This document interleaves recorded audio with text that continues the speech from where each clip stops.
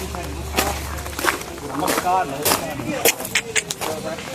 ठीक है, आप आओ बेटो। जी बिल्कुल। हाँ, हुक्म बताइए कैसे हो आप? दर्शकों से मैंने अभी अनुरोध किया था कि मैं आज राव जोधा डेजर्ट पार्क में एक विजिट के लिए आया हूं और मेरे साथ एक बहुत बड़े ज्योग्राफी के विशेषज्ञ भूगोलवेता और जियोलॉजी एक्सपर्ट श्रीमान रघुवीर जी चौधरी अपने साथ उपस्थित हैं। मैं चाहता हूं कि यहाँ पर मैंने छोटे छोटे स्कल्पचर देखे हैं चट्टानों के यहाँ पर रखे हुए हैं, जैसे आपने वीडियो में अभी भी देखा। तो आप थोड़ा सा कृपया करके ये किस टाइप की चट्टानें हैं, क्या है, इनसे संबंधित अपने को थोड़ी सी जानकारी दीजिए ताकि अपने दर्शक है, अपने विद्यार्थी है, वो इन चीज़ों से लाभान्वित हो पाए। वर्तमान में कोई जानने का इच्छुक होता है कि चट्टानों के बारे में? बिल्कुल, लोग तो कहते हैं यार ये भाटे हैं, इनके बारे में नहीं। जो ज्ञान निर्माण की प्रक्रिया के लिए यहाँ पर आता है ना, वो जरूर इन चीज़ों को जान के जाता है। बाकी दर्शकों को मतलब दर्शक सिर्फ मनोरंजन तक सीमित है, तो उनके लिए नहीं। एक्चुअल में ये पार्क नहीं है, आपको एक तो पहली बात बताएं तो ये है जियोलॉजिकल पार्क है। अच्छा। भू स्मारक घोषित कर दिया गया। अच्छा। और भू स्मारक जो संकल्पना हालांकि 2016 से स्टार्ट हुई थी, लेकिन इसमें 2006 में इसको मतलब मॉडिफाई किया गया, 2011 में आम जनता के लिए फरवरी 2011। हाँ, लेकिन ये एक्चुअल में ज्योग्राफिकल और जियोमॉर्फोलॉजी है।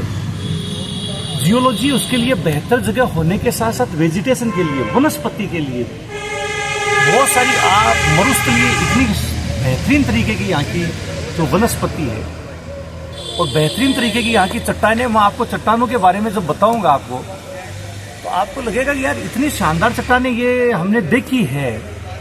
लेकिन जो इसका एक्चुअल नाम है जो जियोलॉजी के अंदर है, वेलडेटप मालानी सुपरग्रुप। अच्छा। हाँ, ये है वेलडेटप मालानी सुपरग्रुप जो जियोलॉजी है, यानी इसमें आता है भू स्मारक।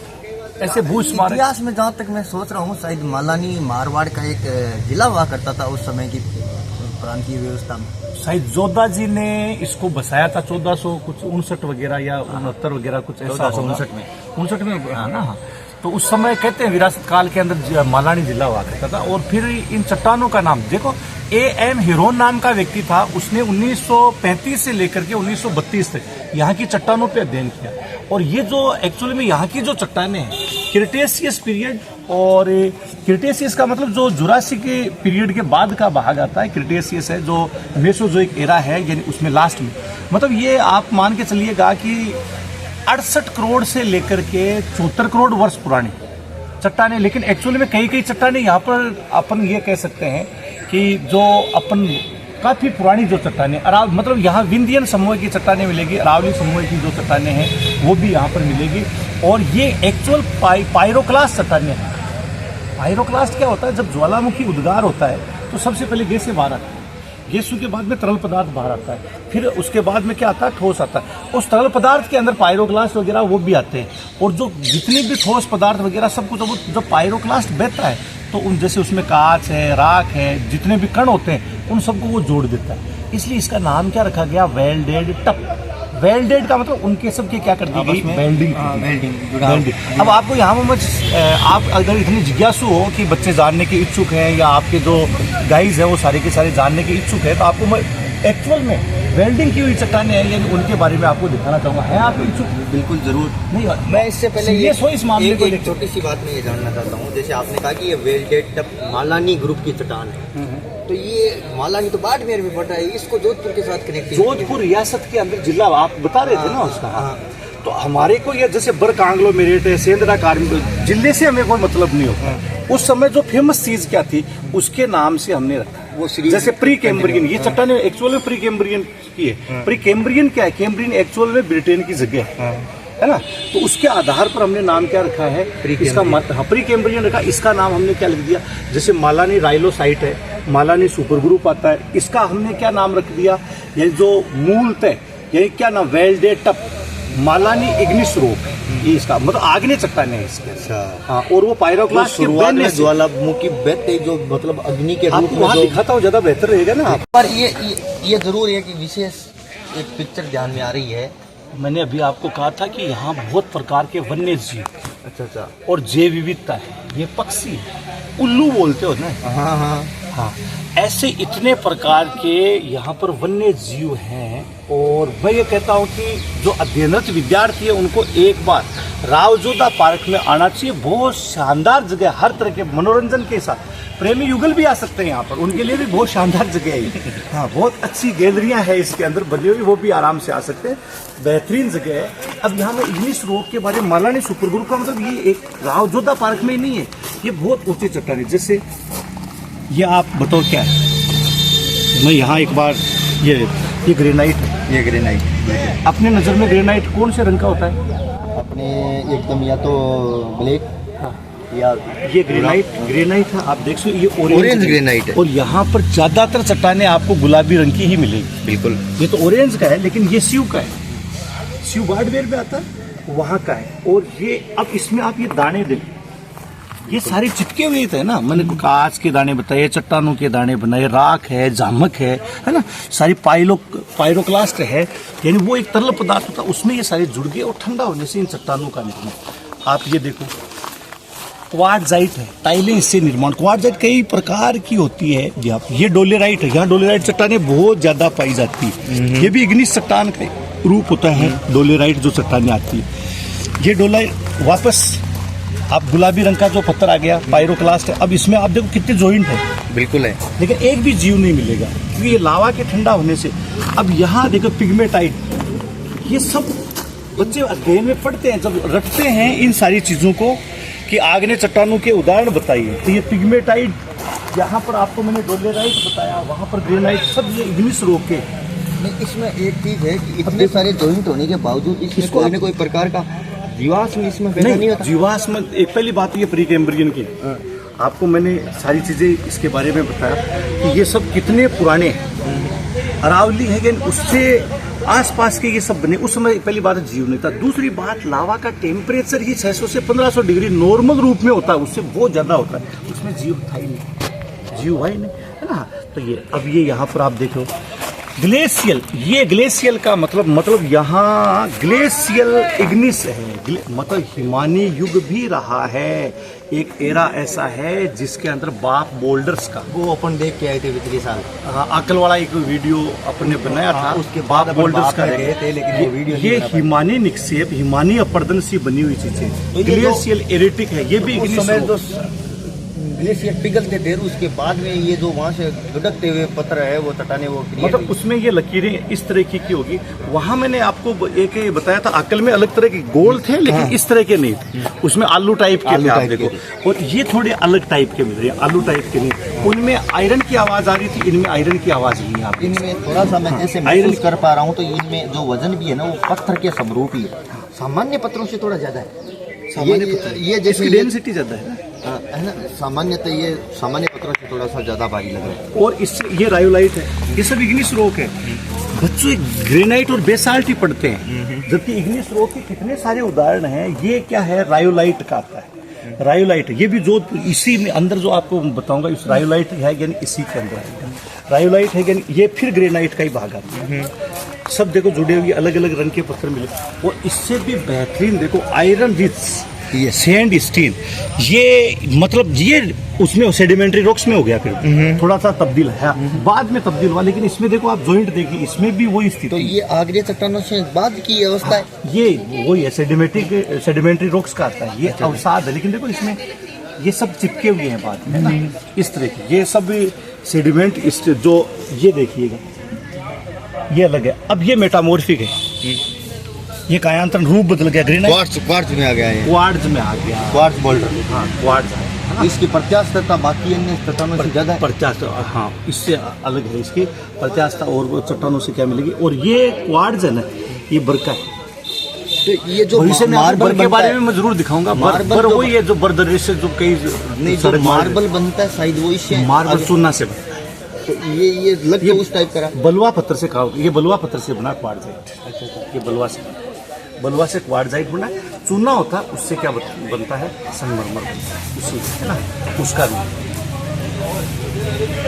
ये दिखा दीजिए, इन सब के बारे में आपको मैं बता चुका हूँ। बहुत सारी अलग अलग प्रकार की, एक बार कैमरामैन है, यानी इन चट्टानों को इनमें कोई विशेष हो आप तो एक बार जरूर देखिए। बहुत सारी चीजें हैं, कांग्लोमेरेट वगैरह आपको मैंने सारी चीज़ें दिखाई है। बैंडेड चार्ट है, यानी इसके बारे में भी आपको बताइए। कांग्लोमेरेट बहुत बड़ा होता है। आबूर लाइम इसको, ये आबूर का क्षेत्र है, ये जरूर दिखाना है। हाँ, ये आबूर है सेडिमेंट्री रॉक्स का, ये अकल वाला जरूर दिखाना है। आबूर का जो क्षेत्र है, अकल वाला फिर आ गया। हाँ, उसमें लकड़ी है, ये लकड़ी वाला क्या है आबूर। हाँ, एक बार जो फिर अपन देख रहे हैं कि ट्री फॉसिल्स, ये आज सेडिमेंट्री रॉक्स आपको मैंने बताया था 18 करोड़ वर्ष पहले Jurassic period Akal wood fossil park, जो पीछे भी अपने एक बेहतरीन वीडियो बनाया था। ये सब लकड़ी के, इसमें आप आवाज़ देखो, लोहे की आयरन की आवाज़ है। ये लकड़ी का तना है, जो वृक्ष थे दबने की वजह से आया। ये आकलवुड फॉसिल पार्क।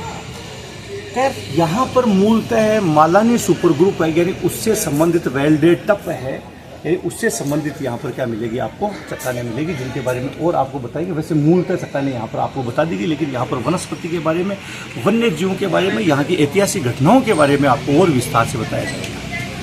ये ईश्वर जी, इसको तो आप जानते होंगे, ये खाने के लिए फेमस है। हाँ, गाइस सभी जानते हैं इसको। कई बार तो गर्भवती महिलाएं कई बार इसको, गर्भवती को क्यों आप कहते हैं, ये स्वादिष्ट है। अपन भी छोटे थे तो बढ़ता खाया करते थे, वही चीज है। ये मेठ, जिसको मुल्तानी मिट्टी, जैसे जो मूलतः जोधपुर, बाड़मेर और बीकानेर में कई जगह हमने सुना कि भुजिया में इसको बहुत ज्यादा काम में लेते हैं, इसलिए भुजिया स्वादिष्ट इसकी वजह से भी, इसकी वजह से यहाँ की ये चट्टान का हिस्सा है। चट्टान ये देखो सेडिमेंट्री रॉक्स ही है। अच्छा, सेडिमेंट्री रॉक्स से कैल्शियम है, कैल्शियम अपने के लिए बहुत ज़्यादा जरूरी होती है। ये देखो सारी जो चट्टानें सब अलग अलग, क्या अपन माठा जानते हैं, ये बहुत अलग अलग प्रकार की जो चट्टानें हैं। बहुत अच्छी चीज़ इसको स्थापित किया है। मैं कहता हूँ कि एक बार अगर आप जोधपुर आए हैं तो रावजोधा पार्क है, भू स्मारक है, बिल्कुल जियोलॉजिकल पार्क है, इसका आप बहुत बढ़िया तरीके से विजिट करें, ज्ञान के लिए विजिट करें। मनोरंजन भी होगा लेकिन ज्ञान ज्यादा होगा। इसमें आप देखो कि इतने सघन वन है, आपको लगेगा कि यार कहीं डेजर्ट है। जोधपुर में हूँ ही नहीं मैं, ऐसे लगता है।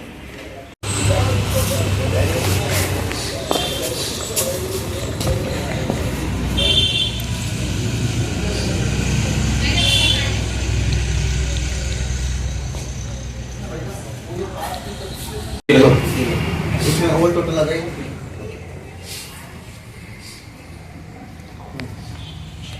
रावजोधा डेजर्ट जियोलॉजिकल पार्क का एंट्रेंस गेट, और यहाँ से पूरी एक समृद्ध प्राकृतिक संपदा और उसके साथ में एक बहुत विशेष, अपन कह सकते हैं कि बहुत पुरानी ऐतिहासिक भौगोलिक संरचनाओं का एक मुख्य द्वार है, वो यहाँ से प्रारंभ होता है।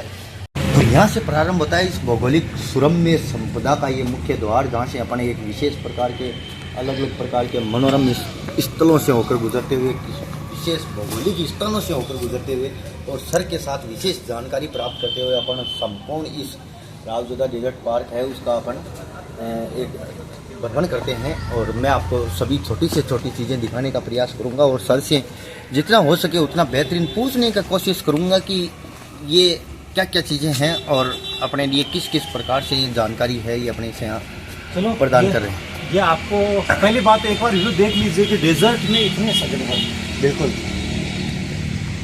और यहाँ कई तरह की वनस्पति के बारे में, ये आपको लग सकता है कि भाई कि ये विकसित किए होंगे, लेकिन आपको वो वनस्पति भी दिखाई, ये कोई विकसित नहीं किया हुआ है, ये अपने आप स्वतः तैयार हुए हुए हैं।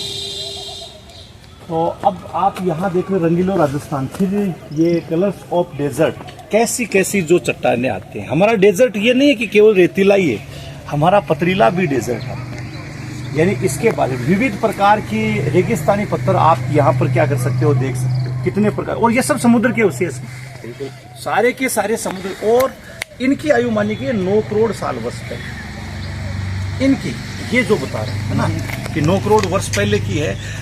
हाँ, इसको रेगिस्तानी रोगन कह देते हैं। अच्छा, रोगन जानते हो? ये देखो, ये रोगन है, ये इसमें पेड़ आ गए, वनस्पति, ये पेड़ों के अवशेष है। ये पेड़ हमने तो रोगन के नाम पे वो तुम तो वेजिटेबल में नहीं, वो वेजिटेबल में ऊपर की तरफ दो अलग से एक गहरा, सुनो, इसी टाइप का वो अलग से तेल पदार्थ जिसमें मिर्च मसाले बहुत अतिरिक्त होते हैं, ऊपर से ऐड किया जाता है कई बार, और जो सब्जी बनने के बाद ऊपर की तरफ वो जो तेल फैलता है उसको बोलते हैं रोगन। तो ये रोगन ही है, तो ये उसी कलर का देखो, और उसी परत, लेकिन यहाँ से नहीं लेकर, ये भू स्मारक है, यहाँ से कोई भी एक भी पत्थर आप बिल्कुल नहीं लेकर के जाए, बिल्कुल नहीं उठाए, जहाँ आप अध्ययन करें उसको वहीं उसी जगह सुरक्षित जगह आप रखिए।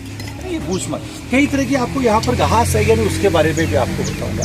ये भी आप बच्चों को दिखा दी, हिंदी के ज़्यादा होंगे तो हिंदी वाले बच्चों को आप हिंदी का आप दिखा सकते हैं कि कितना किस प्रकार का है।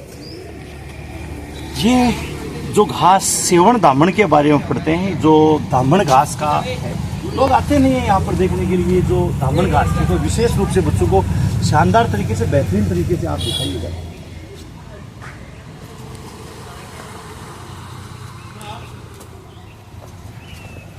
ये आप देख रहे हैं कि ये भी एक मरुस्थल है, यानी उसमें विकसित, और यहाँ पर ये इसको बुई बोलते हैं। और ये देखो दामन, और स्पष्ट देख रहे हैं दामन और सेवण, आपको बताऊं ये दामन है, इसमें ये सिट्टी आ रही है दामन, जो केवल दुधारू पशुओं के लिए पौष्टिक होती है। दुधारू पशु इसको अपन बोलते हैं बुई। हाँ, इसको बुई बोलते हैं। ये भी पौष्टिक है, पेट के रोगों के लिए सबसे बेहतरीन होती है। पेट के रोग है, दंत मंजन, विको टर्मरिक, आगे दमास दिखाऊंगा जिसमें विको टर्मरिक आती थी, पहले एक ऐड आता था, वो भी आपको दिखाऊंगा इसमें मिलेगा। आप हाँ, ये देखो ये विलुप्त हो गया, ये वन आपको मैं दिखाऊँ। बताओ, आप पहचान करके बताइए ये कौन सा, ये बता दीजिए, आप तब मान लूंगा मैं। ये क्या चीज? इसको बोलते हैं, मैं इसका नाम थोड़ा सा भूल रहा हूँ। फोगड़ा है। फोगड़ा रायते में डालते हैं इसको, और मैंने बच्चों को कई बार बताया, ये फोगड़ा, इसको विशेष रूप से आप दिखाइएगा। फोगड़ा विलुप्त हो गया, इससे यानी ऊंट के नाक की गिरबान भी बना के, और इसकी ये बिल्कुल खाते थे, खा के देखिए नमकीन टाइप की होगी टेस्ट करने पर। हाँ, खाने के मुँह साफ होता है इससे, नमकीन टाइप रायते में। और मतलब देखो आप खा के देखिए, बड़ा आनंद आएगा इसमें, है ना। बिल्कुल। ये बच्चे कराटे मार्शल आर्ट वाले बच्चे भी आज आए हुए हैं कि अहो भाग्य है कि ऐसी नेचुरल चीज़ों को बच्चे देखने के लिए भी आते हैं। एक बार बच्चों का भी आप ये वीडियो को दिखा दीजिएगा जिससे अच्छा है। ये कौन सी घास है? सेवण? सेवण नहीं है, दामन है। सेवण तो आगे आएगी, सेवण आपको सर से बात करके बच्चों को जो है उनके बारे में बिल्कुल। हाँ सर, 1 सेकंड, कहाँ से? ये राजस्थान से हो? कहाँ से? जोधपुर से ही हो? अच्छा, तो वो जो अभी गेम्स चल रहे हैं वो पूरे कंप्लीट करके आ रहे हो? अच्छा अच्छा। कहाँ है आपकी पोस्टिंग अभी? यहीं डोली है। हाँ। अच्छा अच्छा। बच्चों को भ्रमण करवा रहे हो, अच्छी जगह दिखाने लेके ले आए हो। बाकी तो और जोधपुर में खूब सारी जगह है, लेकिन बच्चों को तो पता है पेड़ पौधे कौन से क्या है। हाँ वो भी है, लेकिन बहुत अच्छी चीज़ है। जोग्राफिकल चीज़ें अगर जानने को मिल रही है तो बहुत बड़ी चीज़ है। शायद ये लगभग सारे सीनियर सेकेंडरी या सेकेंडरी लेवल तक होंगी। 6 अबाउट। अच्छा, 6 अब 6 to 12 का गेम चल रहा था। Okay okay.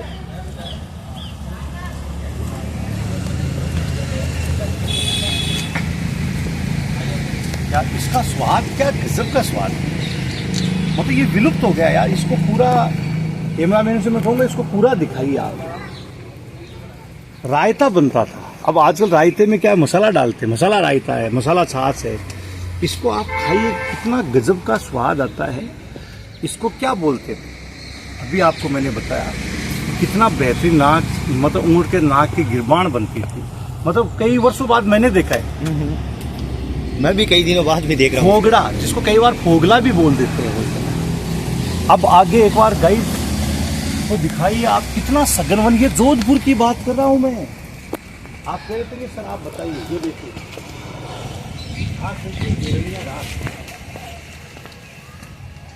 और ये वो घास है, कई बार बच्चों को मैं पढ़ाता हूँ जिससे शरबत बनती है। खस घास है, खसखस। हाँ खस घास है ये, जिससे कूलर की तरह। हाँ ये खस है। शुरू में ज़्यादा नहीं, ये एक्चुअल में सवाई माधोपुर, भरतपुर और टोंक है, यानी वहाँ पर जाता है। ये खस घास है। मैं दोनों हाल बस ठीक चलते रहो आप आगे।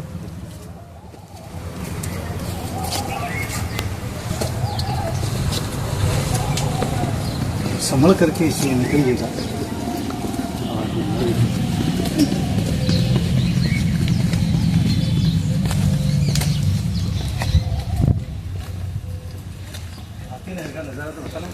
मैंने कहा था आपको हाथी नहर दिखाऊंगा, ये है हाथी नहर। अभी पानी कम है इसमें, बरसात अभी रुक गई है। अच्छा अच्छा। लेकिन ये पानी लगभग से देखोगे तब मिलेंगे, इन चट्टानों के गौर से आप देखोगे तब। अरे ये कितने मतलब जीजीविसा वाले पौधे हैं ये, देखो। लोग कहते हैं कि हमको अवसर नहीं मिलता, पता नहीं चट्टाने काट के जो ये रास्ता बना रहे हैं, ये जिजीविषा वाला तो आपको मैं और बहुत ऐसे ऐसे दिखाऊंगा जो बिल्कुल इसके अंदर से निकला, जैसे ये निकला है, लेकिन इससे भी और बेहतरीन पौधे दिखाऊंगा आपको।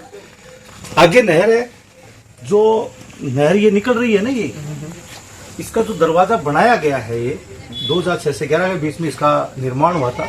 वो 6 फुट ऊंचाई बनाया है। मेरे को सही ध्यान में नहीं रखा कि राजस्थान में 6.5 फुट के या 6 फुट 2 इंच के भी आदमी होते हैं। आप तो इसमें आराम से निकल पाओगे। कमलेश जी दिखाइए वो। आप तो इसमें आराम से निकल पाओगे, लेकिन मेरे को झुक के निकलना पड़ेगा उसमें। बिल्कुल, आइए। आप आराम से निकल जाओगे, लेकिन मेरे को निकलने में टाइम लगेगा उसमें। बिल्कुल, आपको जरूर, मैं भी लगभग इस हाइट पे पहुंच रहा हूँ, है ना। हाँ, तो अब सोच लो कि मेरे को कैसे निकलना पड़ेगा। अब ये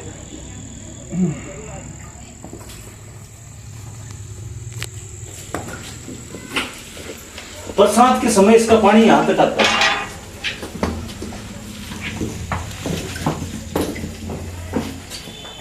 ये सब चीजें जोधपुर में है, इसलिए मैं कह रहा हूं जोधपुर वासियों को, राजस्थान वासियों को, कि ऐसी जगह देखिए, ज्ञान बढ़ाइए अपना।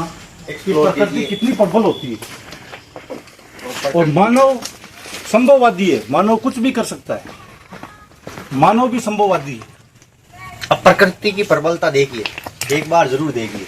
हाँ, ये देखो, आप ये बता सकते हो। नीम तो एकदम कितना शानदार नीम अपन घर पे लगाना चाहिए ना, कि एकदम ऐसा स्ट्रेट नीम होना चाहिए। इससे भी और बेहतर बताऊंगा आपको, और बेहतर बताऊंगा। चलो, आप इसमें तो हो सकता है कि आपका चिड़ दिया हो। ओहो, हाँ, चिड़ दिया हो। लेकिन फिर भी उस नीम ने अपने आप को सीधा किया। हाँ,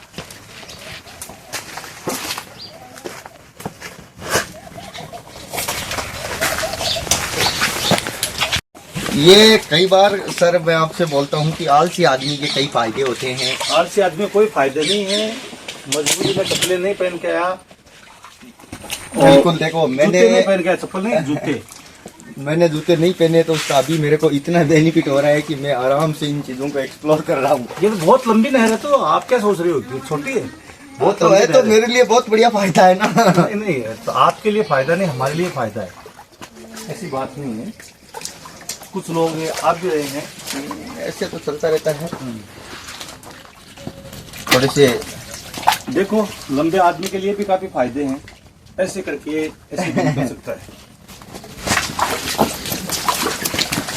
ये देखो, सब वो ये चट्टानों में पाने वाली जीवी, हाँ, जिजीविसा की बड़ी बहुत बड़ी मिसाल है। चट्टानों भिद बोलते हैं इनको वैसे। अच्छा अच्छा, चट्टानों भिद, सेलो भिद, ये एक्चुअल नाम है सेलो भिद है। ये मरुस्थलीय पौधे होके भी इन चट्टानों में ग्रोथ कर गई।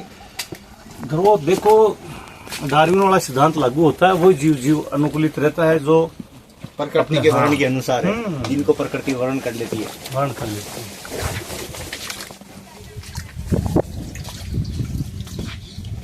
और बताइए आप।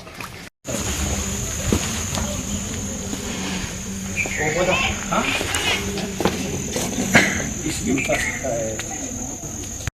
वेल्डेड टप आग्नेय चट्टान का एक बहुत अच्छा प्रकार गुलाबी रंग का पत्थर होता है, और इसी पत्थर से निर्मित ये सारी जितनी भी आप चट्टानें देख रहे हैं, ये चट्टानें आपको देखने को मिल जाएगी। और इनसे संबंधित और अधिक विस्तार पूर्वक जानकारी अपन प्राप्त करते हैं रघुवीर जी सर से।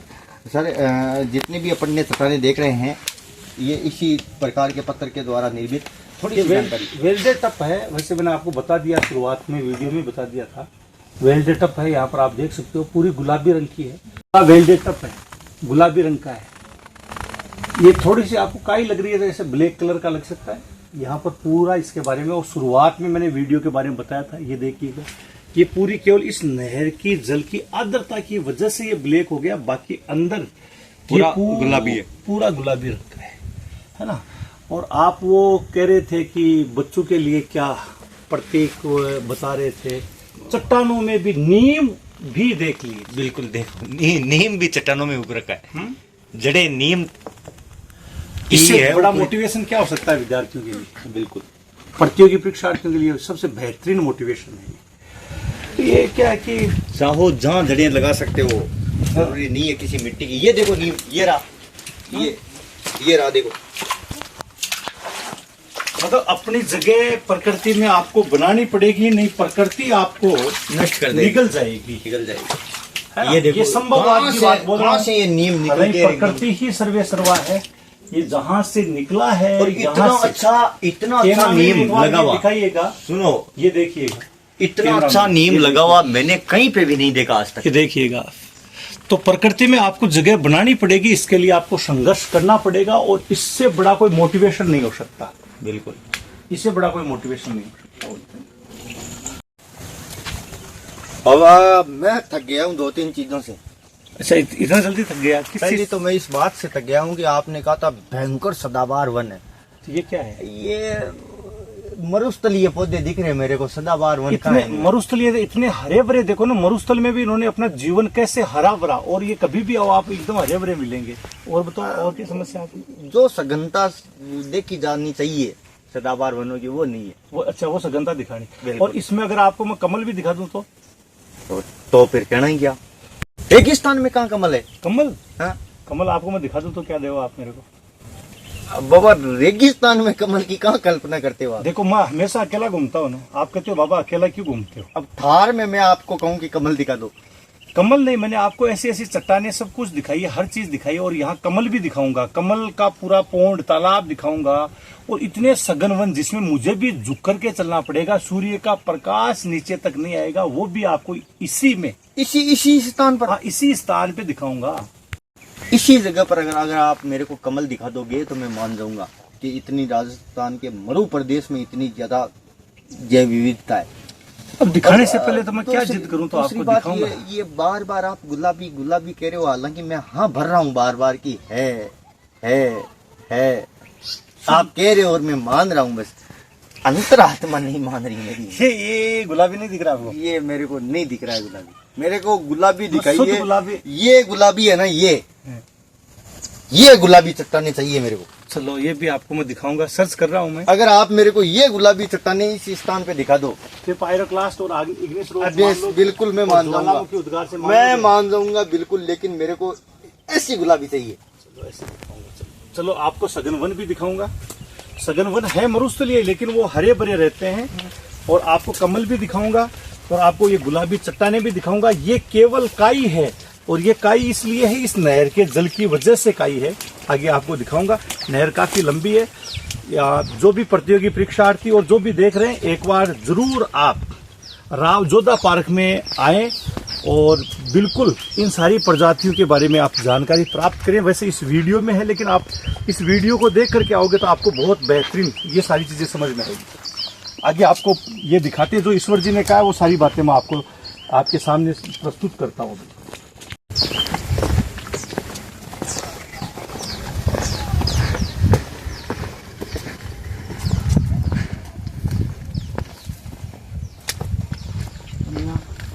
ये थी हाथी नहर।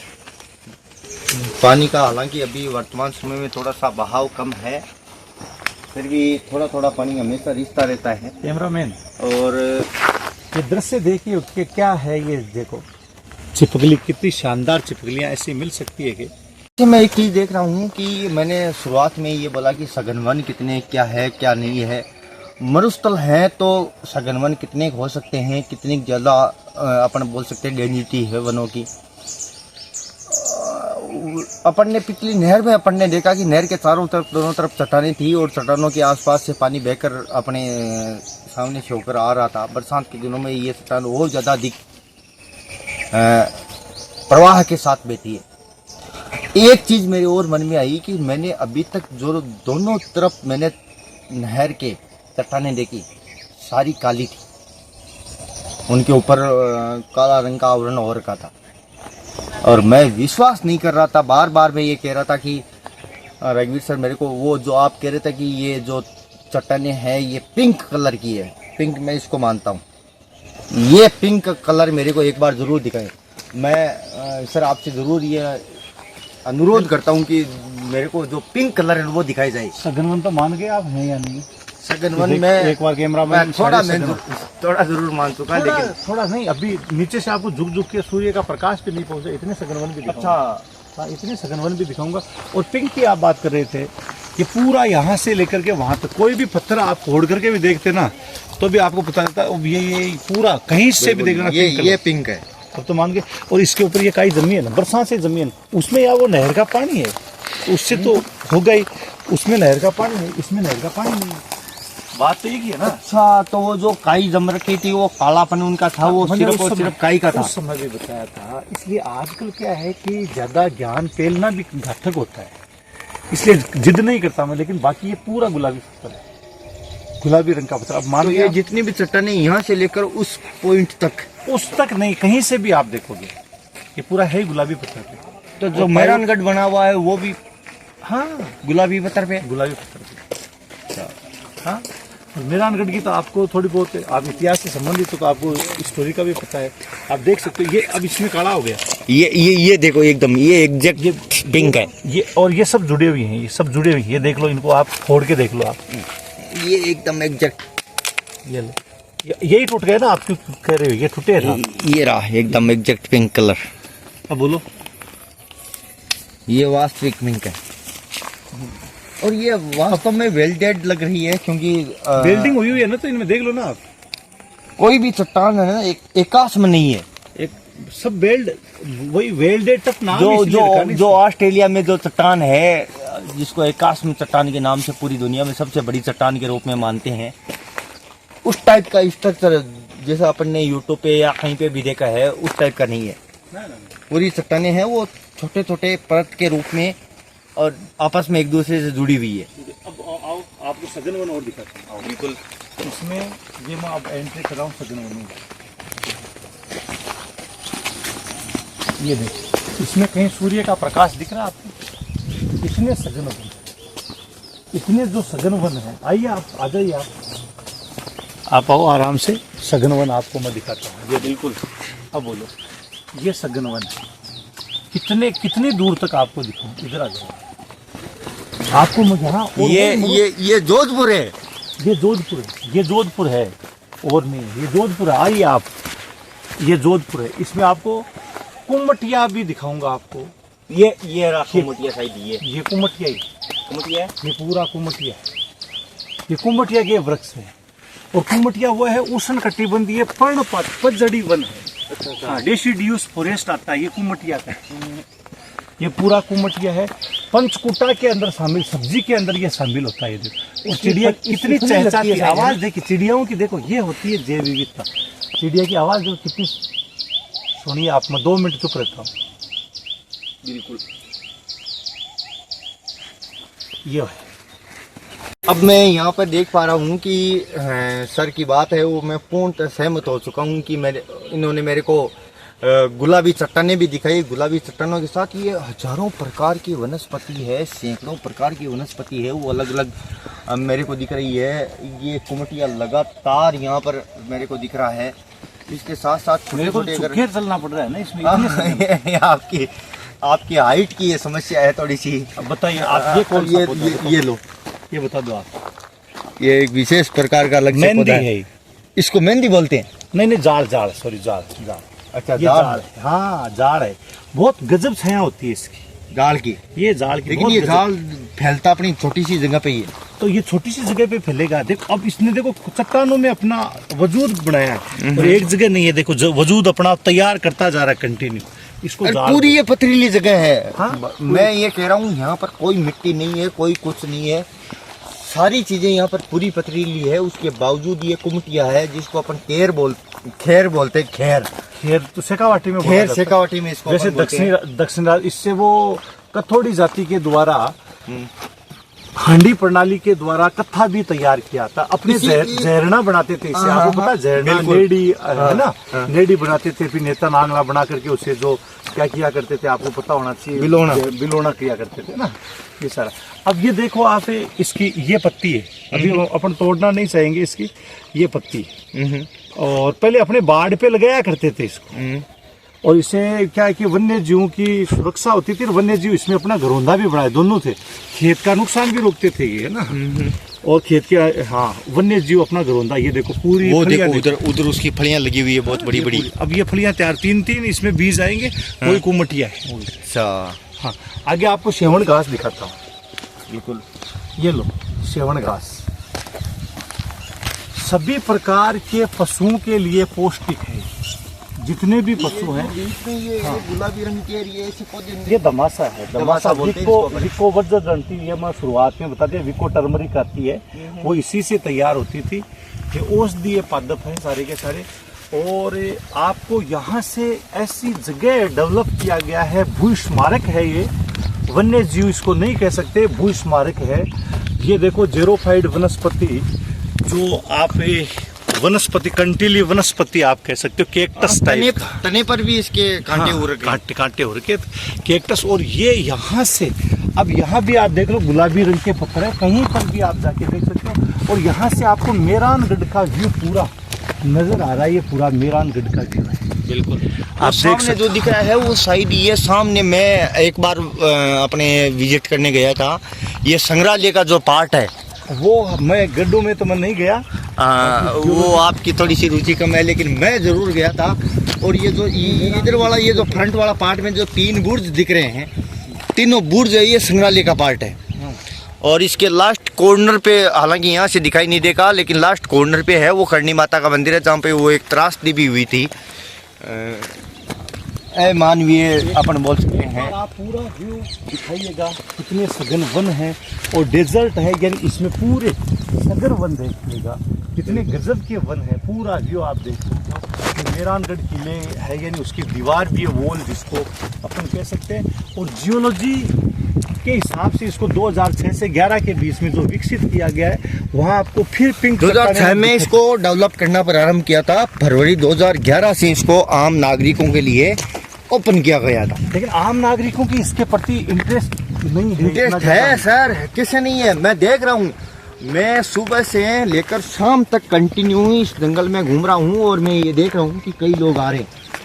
थोड़ा सा ये हो सकता है कि कई बार कपल लोगों का थोड़ा सा इधर रुझान हो रहा है, वो एकांत जगह, प्राकृतिक जगह देखने के लिए थोड़ा सा अधिक रुचि ले रहे हैं। कपल्स के लिए बहुत बेहतरीन जगह है, आप देख सकते हैं कपल्स के लिए। लेकिन ऐसे कपल्स जो बहुत ज्यादा इंटरेस्ट रखते हैं। अब बताओ इसमें बेल्ट है कि नहीं है, ये बताओ आप। बिल्कुल बेल्ट ही बेल्ट है, पूरा बेल्ट है ये। अब मान गए आप। क्योंकि एक ऐसी चट्टान है, कंटिन्यू हालांकि चट्टान है, लेकिन फिर भी उसमें ऐसी लाइनें बनी हुई है जैसे कि आपस में इनको कनेक्ट किया गया हो। तो थोड़ा सा मैं आपसे ये जानना चाहूँगा कि ये जो लाइन है वो किस टाइप की है? ये इसको बोलते हैं क्रिस्टल, अच्छा। रव्य बोलते हैं। जैसे ये दिखते हैं अपने, जैसे आग जलाते हैं अपन चूल्हे में, जैसे जैसे लकड़ी भुजती है वैसे वैसे उसकी राख बनती जाती है। तो सेम जैसे यहाँ से यहाँ तक ठंडा एक समय के अंदर ठंडा हो जो गया। ज्वालामुखी का लावा यहाँ तक फैला, हाँ, वो यहाँ ठंडा हुआ। ठंडा, फिर ये ठंडा हुआ, फिर इसके बाद ये जैसे ठंडा हुआ, उसमें टाइमिंग लगा, उस हिसाब से ये लीरें बढ़ गई इसमें, मतलब जीरी, जिसको क्रिस्टल बोला आता है, रवे बोल दिए आते हैं। ये रवे आपको सब जगह मिलेगा, यहाँ पर भी मिल जाएगा। हाँ, ये रवे मिलेंगे, यहाँ पर भी है। हाँ, तो ये हर जगह रवे। अब उसमें कोई जरूरी नहीं, कई बार क्या होता है, यानी 10, 20, 50 मीटर बाद में भी एक साथ ठंडा हो सकता है, वो भी हो सकता है, पास में भी हो सकता है, वो टाइमिंग क्या। ज्वालामुखी जब प्रस्फुटित होती है तो जरूरी नहीं कि वो सिंगल टाइम में, ना सिंगल टाइम में है ही नहीं, वो तो वो उसके ऊपर 6 घंटे बाद हो गई, 8 घंटे बाद हो गई। डेंसिटी पे निर्भर करेगा। डेंसिटी है उस पर निर्भर। 6 घंटे का ऐसा कुछ नहीं है। बहुत शुरुआत में मिट्टी थोड़ी थी, यही तो चट्टानें तो बनी थी ना। ये जो चट्टानों का है, धीरे धीरे हजारों करोड़ों वर्ष लगते हैं इसको ठंडा होने में, करोड़ों वर्ष। आपको फिर और पिंक चट्टान का और उदाहरण देता हूँ, क्योंकि मैं जियोलॉजी से संबंधित हूँ, तो मैं जियोलॉजी के बारे में और आपको प्रमाण देता हूँ, फिर आपको आगे लेके जाता हूँ। सघन वनों वाला क्षेत्र, मैं फिर यही कहता हूँ, ज्ञान लेना है तो ऐसी जगह जरूर आइएगा, प्यार करना है तो भी आप आ सकते हैं। मैं एकदम गुलाबी चट्टान की ओर बढ़ रहा हूँ, और वास्तविक रूप से ये हो सकता है कि संभवतः जहाँ तक प्रतीक चिन्ह यहाँ पर लगा रखे हैं, तो ये कोई मूल चट्टान हो यहाँ सकती है। आपको मैं बताऊंगा। आपको मैंने पायरोक्लास्ट बताया, पायरोक्लास्ट ने क्या काम किया, वेल्डिंग करने का काम किया। ये है राइलो। तो ये छोटा सा कंकड़ में अपने हाथों में उछाल रहा हूँ, और ये गुलाबी रंग का पत्थर था, जहाँ से इसकी वास्तविक उत्पत्ति अगर अपन देखें तो एक छोटी सी अपने को एक विशेष प्रकार की चट्टान दिखाई दे रही है। और ये राव जोधा गार्डन के द्वारा इसको अच्छे ढंग से डेवलप किया गया है। ज्वालामुखी चट्टान, राइलाइट, ये चट्टान है। इस चट्टान की क्या क्या खासियत है और वास्तविक रूप से इसकी मुख्य भूमिका के तौर पर अगर मैं देखूं तो ये बहुत बड़ी चट्टान के रूप में यहाँ पर दिखाई दे रही है। मैं अपने भूगोलवेता श्रीमान रघुवीर चौधरी से निवेदन करता हूँ कि एक बार इस चट्टान के बारे में बहुत अधिक व्यापक और विस्तृत ज्ञान अपने को प्रदान करें। सर, मैं आपसे जानना चाहता हूँ कि ये एक अलग से पूरे गार्डन में एक अलग से चट्टान है। कितनी बार मेरा लोही पिएगा ये तो बता दे यार। सुबह से लोही पी रहा मैंने, मैं हर चीज को जानना चाहता हूँ। रायोलाइट आपको नाम दिखा, मैंने कहा पायरोक्लास्ट। पायरोक्लास्ट का मतलब होता है परवा। सर मेरे को सुन लीजिए आप पहले, 1 सेकंड, मेरे को वहाँ पर एक छोटा सा एक नमूना सैंपल दिया गया था। उस सैंपल से मेरे को अच्छा सेटिस्फिकेशन नहीं मिला, मैं समझ नहीं पाया। तो सारी चीजें तो मेरे को इस चट्टान के माध्यम से मेरे को जोड़ने का कहा। अभी भी देख लो ये सब जुड़ रही है ना। पायरोक्लास्ट ने इनको जोड़ा, ये रायोलाइट चट्टान है। आपको कांग्लोमेरेट भी मैंने बताया कि बर के अंदर कांग्लोमेरेट पाया था। क्वार्टजाइट भी आपको मैंने बताया, सैंड स्टोन भी आपको मैंने बताया। सारी चट्टानें अब ये सब के सब जुड़ी है और इन सब की जो आयु आपको मैंने बताया 75 मतलब 68 से 75 करोड़ वर्ष पुरानी ये सारी चट्टानें। ये देख लो ये सब जुड़ी हुई, यहाँ से आप खोल के निकाल सकते हो इनको। तो ये सारी वो चट्टानें हैं जो रायोलाइट है, लेकिन इनमें पायरोक्लास्ट का मतलब होता है परवा है। परवा का मतलब बेना, और इनमें वेल्डेड टफ, मतलब इन सब ने इनको क्या कर दी, बेल्ड कर दी, बेल्डिंग। तो एक बार सभी जो जिज्ञासु हैं उन सबको भी आप एक बार बताइएगा कि यहाँ आकर के आप आराम से देख सकते हो। मेहरानगढ़ का आप व्यू भी देख सकते हो। जो इतिहास के बारे में जानना चाहते हो मेहरानगढ़ के बारे में भी ये लोग जान सकते हो, और मेहरानगढ़ के बारे में भी आपको। मैंने आपकी चट्टान की वेल्डिंग तोड़ दी। वेल्डिंग तो ये मैं कह रहा हूँ, वेल्डिंग तो टूटेगी ना, कहाँ से नहीं टूटती। चलो, ये आपकी चट्टान की आराम से वेल्डिंग टूट रही है। आपकी जिज्ञासा है इससे संबंधित तो आप मेरे को बताइएगा, फिर मैं आपको बताना। बाकी आपने मेरे हाथ बहुत लोही पिए। मैं सर से एक बात जानना चाहता हूँ कि ये जो वनस्पति है इसका पूरा तना है वो हरे रंग का है और न इस पे कोई पत्ती है, कांटेदार है। मतलब आधे लक्षण इसमें मरुस्थलीय वनस्पति के हैं और आधे लक्षण अपन देखें तो ये तो अगर हरा तना है तो वाष्पोत्सर्जन इसमें सबसे ज़्यादा होता होगा। और ये जोधपुर में कैसे आएंगे? सबसे पहले तो आपको ये मैं बता देता हूँ कि थोर है। अच्छा, कैक्टस नहीं है, ये फोरबिया इसको बोलते हैं। और ये क्या है, थोर है। कैक्टस इसको मानते हैं लेकिन एक्चुअल में ये कैक्टस नहीं है। अच्छा अच्छा, ये डेजर्ट में पाई जाती है, लेकिन वहीं पाई जाती है जहाँ क्या होता है, पथरीला धरातल। पथरीले धरातल में ही होगी। हाँ, इसको तोड़ोगे उसमें दूध निकलेगा। अच्छा। और उस दूध को जहरीला मनाता है। लेकिन रेगिस्तान के जो लोग हैं, रेगिस्तान के लोग इसके दूध का उपयोग औषधि के रूप में करते हैं। कांटे भयंकर होते हैं, कांटे बहुत भयंकर है, मैं देख पा रहा औषधि के रूप में। किन किन औषधियों हूँ। टूट भी नहीं रही है, इतनी ज्यादा जटिल है। दूध आ गया ये। हाँ, ये आ गया, जहाँ जहाँ ये दूध आ गया, देख लो आप, बिल्कुल ये आ गया यहाँ। इसके दूध को किस काम में लेते हैं? हाँ, इसके दूध को काम में लेते हैं घाव भरने में। अगर कान में दर्द हो गया, कान के दर्द में, और त्वचा से संबंधित और कोई रोग होते हैं उसमें रेगिस्तान के लोग इसको काम में लेते हैं। अगर आपको लगे कि ये रेतीले धरातल में है तो आप ये मान लेना कि कुछ फुट नीचे या कुछ इंच नीचे ही ये मान के चलो कि वहाँ हाँ पथरीली जमीन है। इसका संकेत है ये पाकिस्तान और जो भारत है इसमें पाया जाता है। अमेरिका है या उसमें भी पाया जाता है। बोटनोलॉजी के जो लोग हैं, यही जो पादप विज्ञान है, प्लांटेशन पे अध्ययन करने वाले लोग हैं, उन लोगों ने भी इस पे रिसर्च किया है। आप यहाँ पर आप तस्वीर देख सकते हो, हिंदी में भी है और अंग्रेजी में भी है, आप देख सकते हो। ये पूरा विशाल गुद्देदार पौधा, मतलब मरुस्थल में लगभग इसकी 24 यानी पौधे यहाँ, मतलब ये जो डेजर्ट अपन देख रहे हैं इसमें 24 पौधे इसके देखे गए हैं, बड़े बड़े। बाकी अब तो बहुत ज़्यादा हो गए हैं। तो ये एक बहुत बेहतरीन पौधा है। आप इसको कैक्टस बोल सकते हो, लेकिन है एक्चुअल में कैक्टस ही नहीं है, पथरीले धरातल, चट्टानी धरातल। इसी से तो शिक्षा लेनी चाहिए कि ये कहीं पर भी उग सकता है। अच्छा, अपना अनुकूलन कहीं पर भी दिखा सकता है। तो अब आपको मैं एक झरना भी है यहाँ पर, झरने भी गिरते हैं। आप क्या मानते, शिमला, मसूरी, नैनीताल, यहाँ का मिनी मसूरी आप कह सकते हो, मिनी नैनीताल इसको आप कह सकते हो। कई सारी चीज़ें आपको और दिखानी बाकी। अभी तो कमल जब तक आपको मैं नहीं दिखाऊंगा, अंधेरा यार मारवाड़ में कमल सूर्यास्त हो रहा है। अरे बाबा मेरे मजे ले रहे। मैं सुबह से लगा हुआ हूँ आपको ये सब कुछ यहाँ तक, यहाँ तक आपको सब कुछ चीज़ें मिली। यहाँ तक कमल मिली, पर कमल भी मिले।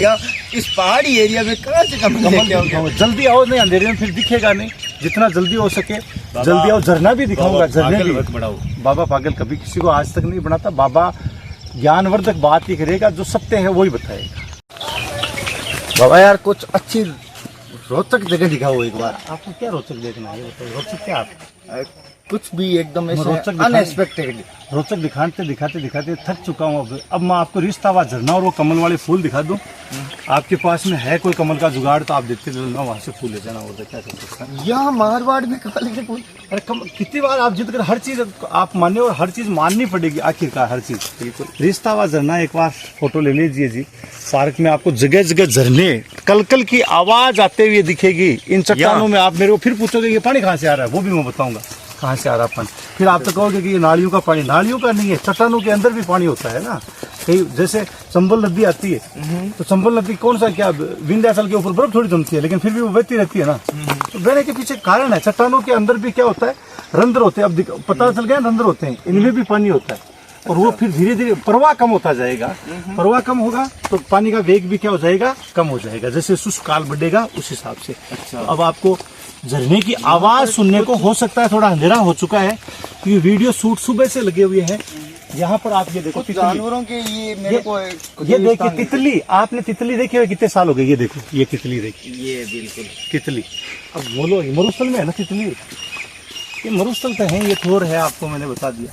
बहुत सारी प्रजातियां हैं यार, मरुस्थल नहीं, ये जैव विविधता का खजाना है। ये बहुत अच्छा किया भू स्मारक बना करके, इसको जियोलॉजिकल पार्क बना करके। मुझे बहुत खुशी हो रही है इस चीज़ में। अब आपको कलकल की आवाज़ और शायद थोड़ी आपको वीडियो भी मिल जाएगा, जिससे ये नहर नहीं है, इसमें से कंटिन्यू पानी बह रहा है। पानी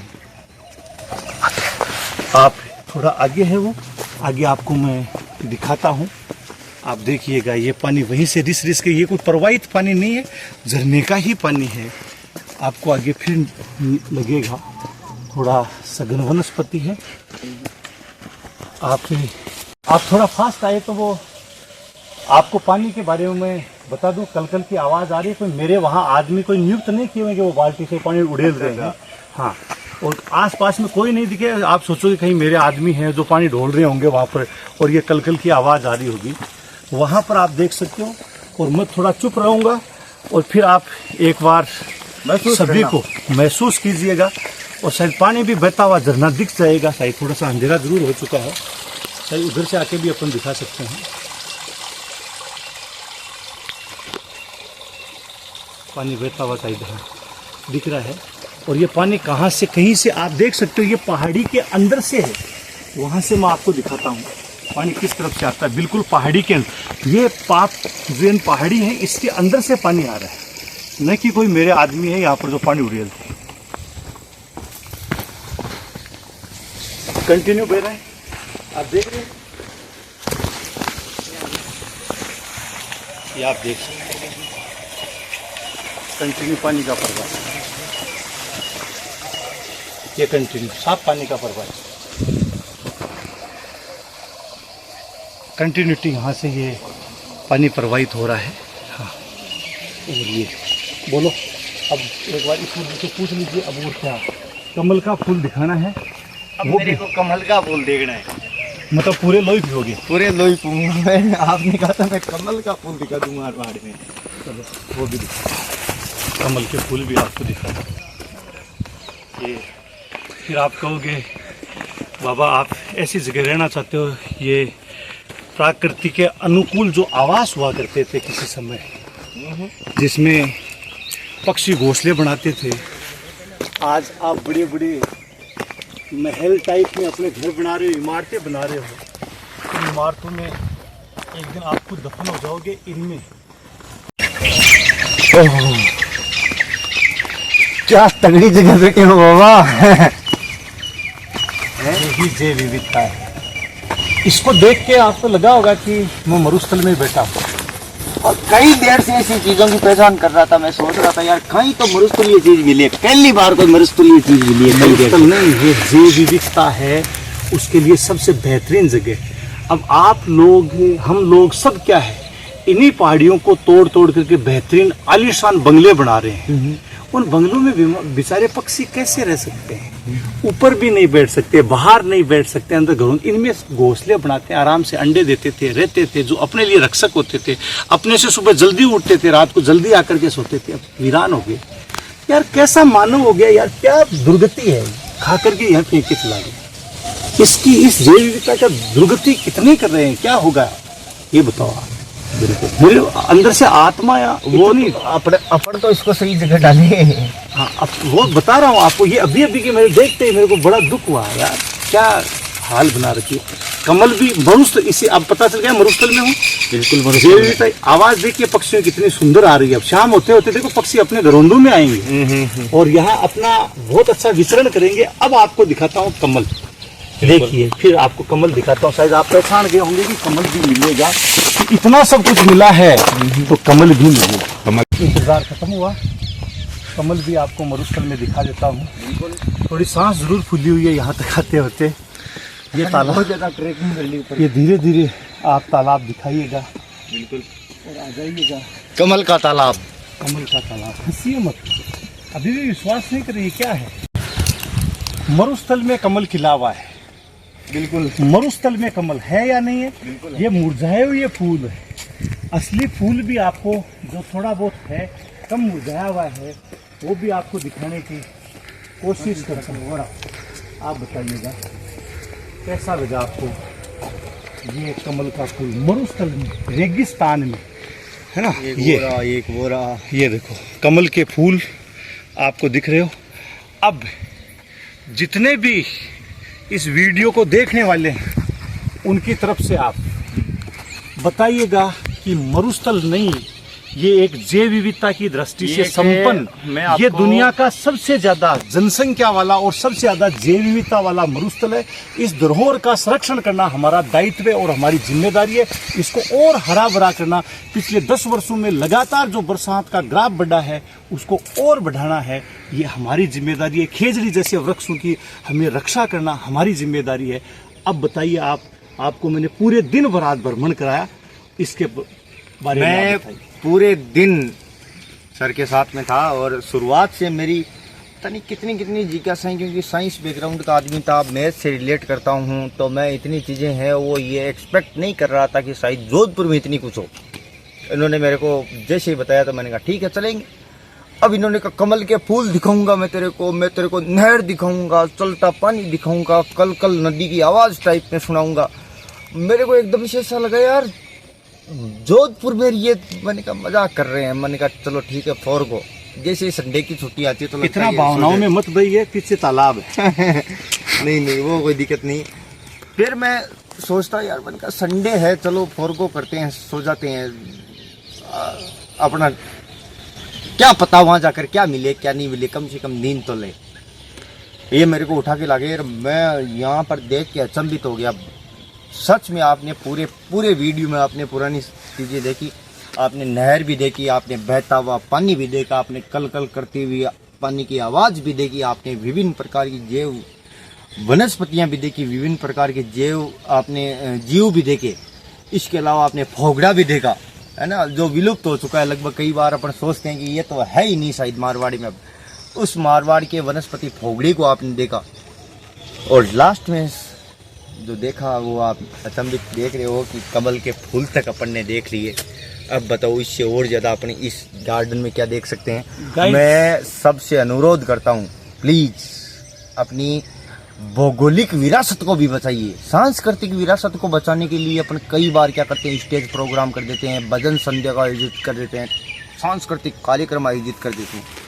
अपनी भौगोलिक संस्कृति भी बहुत बड़ी है और इस भौगोलिक संस्कृति को बचाने के लिए अपना एक छोटा सा प्रयास सन 2006 में इस रावजोधा गार्डन को स्थापित करके गवर्नमेंट ने किया। फरवरी 2011 में इसको आम नागरिकों के लिए ओपन किया गया। लेकिन आज भी मैं यहाँ पर देख रहा हूँ कि कुछ गिने चुने लोग आते हैं, कुछ एकांत प्रिय लोग आते हैं, कुछ प्रकृति प्रेमी आते हैं, कुछ कपल्स आते हैं, कपल्स जानने की इच्छा से। मैंने दिन में ऐसे जैसे बात करते हुए उनको सुना, मेरे को बड़ी हंसी आई। बोले 100 रुपये वसूल नहीं हुए, 100 रुपये ऐसे वसूल नहीं होते, ज्ञान का निर्माण करना पड़ता है। रचनावाद ये कहता है कि आप अपने ज्ञान का निर्माण स्वयं करते हो। भाई ये लोग सिर्फ आपके ज्ञान के निर्माण में एक सुविधा प्रदाता की भूमिका निभा सकते हैं। जैसे मैंने आज ज्ञान का निर्माण किया और सर मेरी सुविधा प्रदाता के रूप में मेरे साथ पूरे दिन रहे। कोई दिक्कत नहीं है, सुविधा प्रदाता हो नहीं हो, लेकिन एक बार आप किंचित थोड़ा सा प्रयास कीजिए कि अपनी भौगोलिक संस्कृति को अपन बचा सकें। सांस्कृतिक संस्कृति को बचाने के लिए राजनीति भी आगे आती है, जाति भी आगे आती है, समाज भी आगे आता है, सब लोग आगे आ जाते हैं, लेकिन प्राकृतिक और भौगोलिक संस्कृति को बचाने के लिए शायद ही कोई लोग इतना कोई प्रयास करता हो। आपसे निवेदन है, आप इन पे थोड़ा सा ध्यान दीजिए, कदम उठाइए। आपका बहुत बहुत धन्यवाद। Thank you. जय हिंद, जय भारत। गाइज, इस चैनल को आप लाइक, सब्सक्राइब और शेयर जरूर कीजिएगा, क्योंकि यूट्यूब तभी नई नई जानकारियाँ क्या है कि आगे फॉरवर्ड करता है जब आप इसको लाइक करते हो तब ही। और आपकी जो भी जिज्ञासाएं हैं नई भौगोलिक चीज़ों से संबंधित, वो आप कमेंट बॉक्स में ज़रूर डाल सकते हो। मैं आपके लिए पूरा भरसक प्रयास करूँगा वो चीज़ें देने के लिए। धन्यवाद। जियोलॉजी जियोलॉजी से जियोलॉजी नहीं बांटूंगा ध्यान करते हैं। सुबह से क्या है कि उसमें गार्डन में जैसे करवाते करवाते हालत खराब हो गई यार। अब हमें क्या जयनारायण व्यास विश्वविद्यालय जानते हो? हाँ, विश्वविद्यालय में मैंने 4 साल नौकरी की है। कितने? 4 साल जनक सिंह को जानते हो? जनक सिंह ये ना बोलो। हाँ, जनक सिंह तरह से वो तो अब चला गया ना गुजरात।